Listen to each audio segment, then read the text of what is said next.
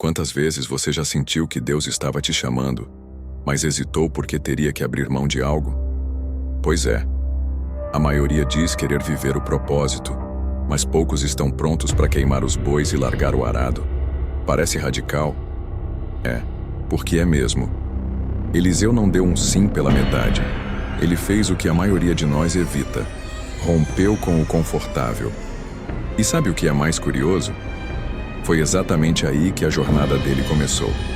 O que viria depois, milagres, autoridade, multiplicação, foi só consequência da primeira decisão. Enquanto muitos esperam por uma voz do céu, Eliseu respondeu a um gesto. Ele não pediu garantia, não pediu tempo, não pediu opinião. Simplesmente respondeu. E essa coragem, que hoje parece quase impraticável, é o que separa os que vivem milagres daqueles que só ouvem falar. Mas calma. Esse conteúdo não é para te julgar, é para te despertar. Porque talvez, assim como Eliseu, você também esteja lavrando no campo certo, mas esperando pelo empurrão errado. Na época de Eliseu, Israel estava passando por um período espiritual complicado. A idolatria dominava os altos montes, reis se afastavam de Deus, e o povo vivia dividido entre a tradição e os deuses pagãos. Era um tempo de incertezas em que os profetas eram vozes solitárias clamando por arrependimento. Eliseu, no entanto, vivia numa zona aparentemente tranquila. A lavoura. Era um agricultor, herdeiro de terras com uma vida estável, o famoso homem do campo. Elias, o profeta que enfrentara reis e profetas de Baal, já estava envelhecendo, esgotado pelas batalhas contra a idolatria e a corrupção espiritual. Após um tempo de crise e solidão no deserto, Deus lhe deu uma nova missão: ungir um sucessor. Foi então que ele apareceu diante de Eliseu, um homem que ninguém esperava ver envolvido em assuntos proféticos. Ele não era sacerdote, não vinha de família levítica, não tinha títulos religiosos, só disposição. O gesto de lançar a capa era mais que um convite. Era uma convocação direta de Deus para alguém fora dos holofotes. E aí vem o choque. Eliseu largou tudo. Matou os bois, queimou o arado, distribuiu carne para o povo e partiu. Parece radical, e era mesmo. Naquele tempo, bois e arados eram símbolos de sustento, patrimônio e futuro. Era como queimar o próprio diploma ou vender a empresa da família para seguir algo invisível. Só alguém que entende o peso de um chamado consegue tomar uma decisão dessas com tanta firmeza. Eliseu não só deixou sua casa, mas também abandonou uma identidade social. Em Israel, quem lavrava a terra era visto como alguém respeitável, trabalhador, talvez até próspero. Largar isso para seguir um profeta errante que vivia sendo perseguido por reis como Acabe e Jezabel não era exatamente o sonho de carreira. Mas Eliseu sabia que quando Deus chama, ele já preparou o caminho, mesmo que ainda não pareça pavimentado. Hoje muitos vivem algo parecido. Estão em lugares de estabilidade, mas espiritualmente estagnados. Talvez não estejam cercados de bois e arados, mas de contratos, títulos, expectativas familiares. O chamado de Deus ainda ecoa no meio do cotidiano, mesmo quando tudo parece comum. A pergunta é: você conseguiria largar o que é seguro para seguir o que é sagrado? Eliseu não teve todas as respostas, mas teve obediência. Vale lembrar que o gesto de queimar o arado tem um simbolismo forte até hoje. É como cortar as linhas de escape. Não há mais retorno, só avanço. Em nossos dias, isso pode significar deletar contatos tóxicos, abandonar vícios emocionais, dizer não a oportunidades que te afastam do seu propósito. E sim, dá medo. Mas o medo é um companheiro de jornada, não um guia. Imagine alguém que sente o chamado para servir em missões, por exemplo. Abrir mão de uma carreira, de um padrão de vida, até mesmo da presença física da família. Tudo isso para obedecer uma voz interior que clama por algo maior. Eliseu passou por isso. E mais, ele não seguiu Elias para aparecer, mas para servir. O início do chamado geralmente vem com silêncio e anonimato. O palco vem depois, e só se Deus quiser. Então, Antes de qualquer milagre, de qualquer glória, vem o campo, a capa e a escolha. E foi exatamente ali, no pó da estrada, que Eliseu decidiu que não voltaria atrás. Ele deu um passo definitivo que o conduziria a experiências profundas com Deus. E se você acha que isso foi marcante, espere até ver o que acontece quando a sede por Deus se transforma em um pedido ousado e sincero. Eliseu já vinha caminhando com Elias há algum tempo. Já não era mais o lavrador do campo, e sim o servo que andava lado a lado com o profeta, mais temido da sua geração. Mas havia um momento decisivo se aproximando. Elias seria levado, e Eliseu sabia disso. Enquanto muitos observavam de longe, ele se manteve perto, atento, persistente. Quando a oportunidade apareceu, ele não titubeou. Pediu porção dobrada do espírito de Elias. Vale lembrar que esse pedido não era comum, nem modesto. Na cultura judaica, a porção dobrada era reservada ao primogênito, o herdeiro legítimo. Eliseu, ao pedir isso, não queria fama ou prestígio. Queria continuidade e profundidade. Era como dizer: eu quero carregar a responsabilidade, não apenas a posição. É o tipo de pedido que revela o coração. Quem pede o dobro não quer o fácil, quer mais de Deus, e tudo que isso implica. Pedir mais de Deus num mundo de distrações é por si só um ato de coragem.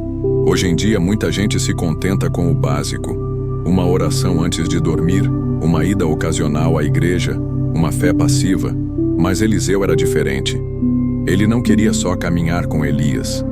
Ele queria ultrapassar o que já havia sido feito. E isso não se conquista com comodismo, mas com sede. Sede espiritual é algo que queima por dentro. Não é emoção, é urgência.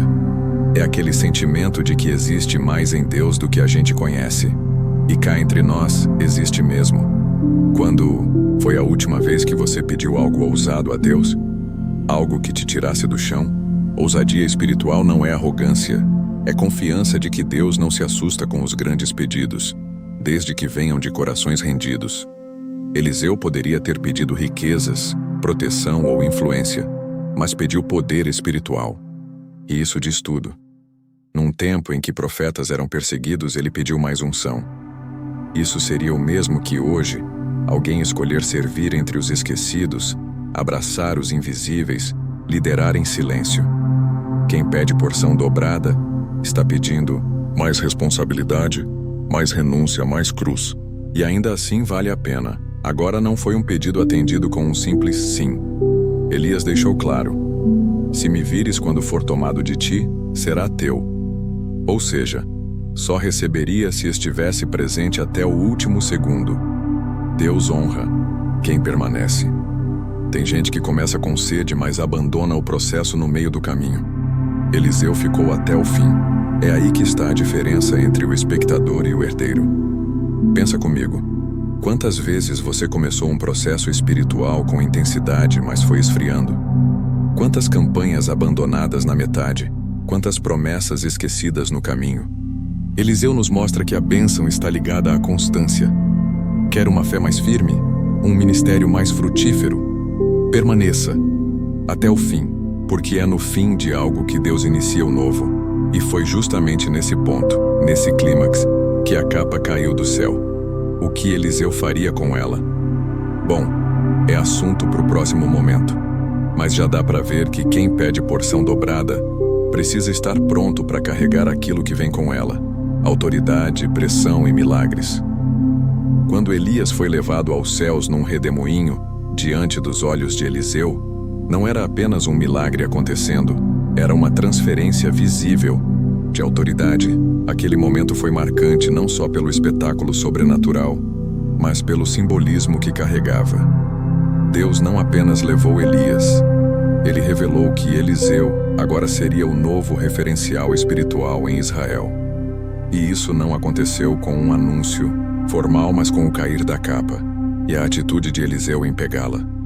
Eliseu não ficou parado contemplando o milagre. Ele pegou a capa e foi até o Jordão, o mesmo rio que Elias havia tocado antes de subir. Ali, Diante dos olhos de outros profetas, ele testou a autoridade que havia recebido. Onde está o Senhor, o Deus de Elias? E bateu com a capa na água. O rio se abriu. Simples assim, mas poderoso. Porque a autoridade espiritual não se ostenta, se manifesta. Eliseu fez e imediatamente reconheceram. O espírito de Elias repousa sobre Eliseu. Ou seja, testemunharam a autoridade em ação, não apenas em palavras. E isso continua sendo verdade até hoje. A unção se comprova nos frutos, não no discurso. Você não precisa dizer que tem autoridade, sua vida mostra. Mas não se engane. Eliseu só viveu isso porque permaneceu fiel no processo. Ele serviu antes de liderar, ouviu antes de falar, seguiu antes de guiar. Hoje, muitos querem o manto, mas sem carregar a mochila. Querem palco, mas sem bastidores. Eliseu não pulou etapas. E é isso que torna sua autoridade legítima. A autoridade verdadeira nasce do processo, não da pressa. Talvez você esteja se perguntando, como isso se aplica a mim? Simples. A autoridade espiritual começa quando você decide caminhar com Deus de perto. Não é só sobre pregar ou ensinar, mas sobre viver de forma coerente. Um líder é reconhecido por sua constância, seu caráter e sua entrega. Quer autoridade? Comece sendo fiel nos detalhes, na oração, no serviço, na integridade. Exemplo prático. Se você quer crescer espiritualmente, escolha um mentor, alguém maduro na fé. Sirva, aprenda, caminhe junto. Autoridade não é conquistada por atalhos. Pode ser na igreja, no trabalho ou até na família. Quando você assume responsabilidades com seriedade, sua influência cresce naturalmente. Gente madura atrai confiança. É assim que se forma um legado. Outra coisa importante, Eliseu não se comparou a Elias. Ele continuou o chamado, mas com seu próprio estilo, sua própria voz. Autoridade espiritual não é imitar, é permanecer, conectado à fonte. Hoje, muita gente se perde tentando ser igual a fulano, esquecendo que o poder não está no formato, mas na essência. Deus usa vasos diferentes para fluir do mesmo Espírito. E assim, com o manto nas mãos e a confirmação visível do céu, Eliseu iniciou um novo capítulo. Mas antes de multidões e milagres, havia cidades e águas a serem transformadas. E é exatamente aí que a história continua. Jericó era uma cidade com aparência de prosperidade, mas com um problema oculto. Suas águas eram amargas e estéreis. À primeira vista, tudo parecia bonito. Localização boa, solo fértil, clima favorável. Mas havia uma maldição ali desde os dias de Josué. As águas não geravam vida. As plantações fracassavam, os partos eram difíceis, a terra parecia amaldiçoada. E foi nesse cenário que Eliseu chegou. Os moradores procuraram o profeta com uma queixa bem objetiva. A cidade é boa, mas as águas são ruins. Que frase poderosa! Quantos lugares e pessoas não vivem exatamente isso hoje? Gente que tem boa aparência, boa reputação, mas dentro carrega esterilidade emocional, espiritual, até mesmo relacional. Jericó era o retrato da nossa geração, promissora por fora, adoecida por dentro. E Eliseu, recém-reconhecido como profeta, responde de maneira simbólica e ousada. Ele pede um prato novo com sal. Sal, símbolo de purificação e aliança. Prato novo, símbolo de um novo começo, sem contaminação anterior. Ele vai até a fonte, lança o sal e declara: assim diz o Senhor, sararei estas águas. Ele não tratou os sintomas, foi direto na raiz, não remendou, restaurou. Quantas vezes a gente tenta resolver os efeitos, quando o que precisa ser tocado é a origem? Relacionamentos que vivem no ciclo da amargura, ministérios que não frutificam, carreiras que parecem travadas. Tudo porque a fonte está contaminada. O exemplo de Eliseu ensina: não dá para gerar vida se a raiz está adoecida, e não se purifica a fonte velha com métodos comuns. Sabe o que é mais bonito aqui? A fé simples e prática. Eliseu não fez show, não teve raio, trovão, nem música. De fundo, teve sal e obediência. Às vezes o que Deus quer de nós é isso: ações simples com significados profundos. Quer ser um agente de cura? Comece identificando as fontes contaminadas ao seu redor. Pode ser uma cultura de fofoca no trabalho, uma mentalidade derrotista na sua casa, um ciclo vicioso nos seus pensamentos. E mais, a presença de Eliseu ali mostra que Deus se importa com ambientes.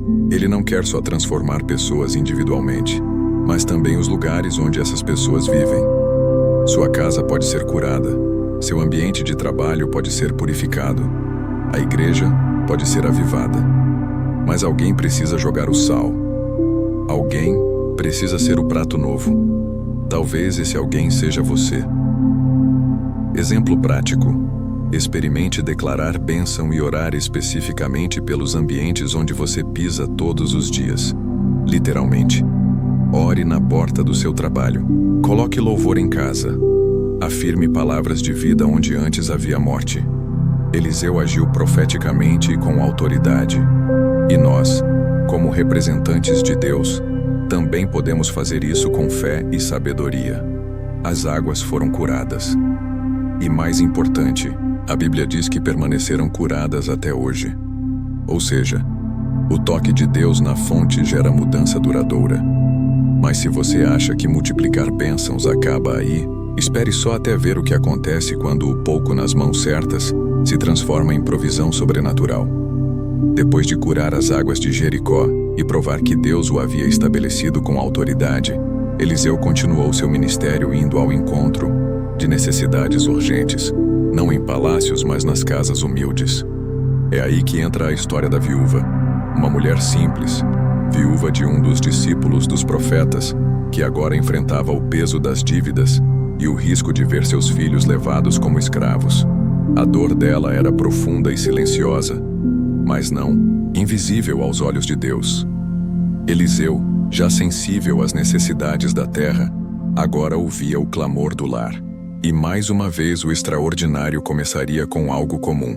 Eliseu poderia ter dito: "Vou orar por você", ou simplesmente lhe dado uma palavra de ânimo. Mas ele foi além. Deu uma instrução prática. Pediu que ela recolhesse vasilhas emprestadas, não poucas. Ou seja, a abundância viria na proporção da sua fé e ação. A fé daquela mulher foi medida no número de vasilhas que ela buscou. Mais vasilhas, mais milagre. Menos vasilhas, milagre limitado. Às vezes, nossa fé é testada antes mesmo do milagre começar. Pensa nisso. O milagre não começou no azeite, começou no movimento. A mulher foi bater de porta em porta pedindo vasilhas. Ela teve que explicar, talvez passar vergonha, ouvir perguntas estranhas, tudo isso crendo que algo maior viria. É assim com a gente também. O processo às vezes nos humilha antes de nos exaltar. Deus testa nossa disposição antes de liberar sua multiplicação. E quando ela voltou, Eliseu disse algo crucial: "Fecha a porta." Porque nem tudo que Deus faz é para ser exibido. Há milagres que acontecem no secreto, longe do aplauso da plateia, no silêncio do lar, no coração contrito, na oração da madrugada. Foi ali, longe dos olhos curiosos, que o azeite começou a correr, um fio constante fluindo sem parar, até a última vasilha se encher. Essa história ensina que o azeite só parou quando acabaram os recipientes. Ou seja, Deus vai até onde a sua preparação permitir. O céu está pronto para derramar, mas será que a sua vida está pronta para receber? Muitas vezes o que limita não é a vontade de Deus, mas a nossa capacidade de crer e se preparar. O milagre é proporcional ao espaço que você cria para ele acontecer. Exemplo prático. Se Deus te chamou para empreender, mas você ainda não criou estrutura alguma, como ele vai enviar clientes? Se você sonha com ministério, mas não investe tempo em capacitação, como a unção vai fluir com direção? Crie vasilhas, tempo de qualidade com Deus, estudos, atitudes práticas. Não se trata de merecer, mas de estar preparado. Deus não desperdiça azeite. E o final da história é incrível. Com o azeite vendido, ela pagou a dívida e viveu do restante. Deus não só resolveu o problema imediato, como deu provisão para o futuro. Esse é o estilo dele. Ele não faz só o suficiente, ele faz além. E tudo começou com uma pergunta simples e uma ação de fé. O pouco que você tem pode se tornar tudo o que você precisa, se colocado nas mãos certas. E se você acha que azeite é precioso, espere até ver o que acontece quando até um comandante orgulhoso se dobra diante de uma palavra humilde e a obediência transforma a lepra em testemunho. Depois de atender a viúva endividada e testemunhar o azeite se multiplicar dentro de casa, Eliseu passa a ser procurado por pessoas de todos os níveis sociais, inclusive por um dos homens mais poderosos de sua época. Naamã, comandante do exército da Síria, não era um homem qualquer. Era respeitado, bem-sucedido, vitorioso, mas mesmo com todo esse prestígio, havia algo que o status não podia esconder: uma lepra. Uma doença que o tornava impuro, rejeitado e, por dentro, vulnerável. Era o tipo de dor que nem o ouro nem os títulos podiam curar. A moça, anônima, esquecida, cativa, fala com fé e ousadia. Ah, se o meu Senhor estivesse diante do profeta que está em Samaria, ele o curaria. Esse tipo de convicção só vem de quem conhece a fonte. Naamã ouve, se interessa e, com cartas do rei na mão, parte para Israel cheio de expectativa. Só que ele vai esperando o espetáculo, pompa, uma cura digna de sua posição. Mal sabia ele que o milagre viria de forma desconcertantemente simples. Quando chega até Eliseu, nem o próprio profeta o recebe. Manda um recado: vai e lava-te 7 vezes no Jordão. Pronto. Naamã explode de indignação. O orgulho dele é ferido. Lavar-me no Jordão? Esse rio barrento? Não há rios melhores na Síria? Ele queria algo que combinasse com sua grandeza, mas Deus queria algo que quebrasse seu ego.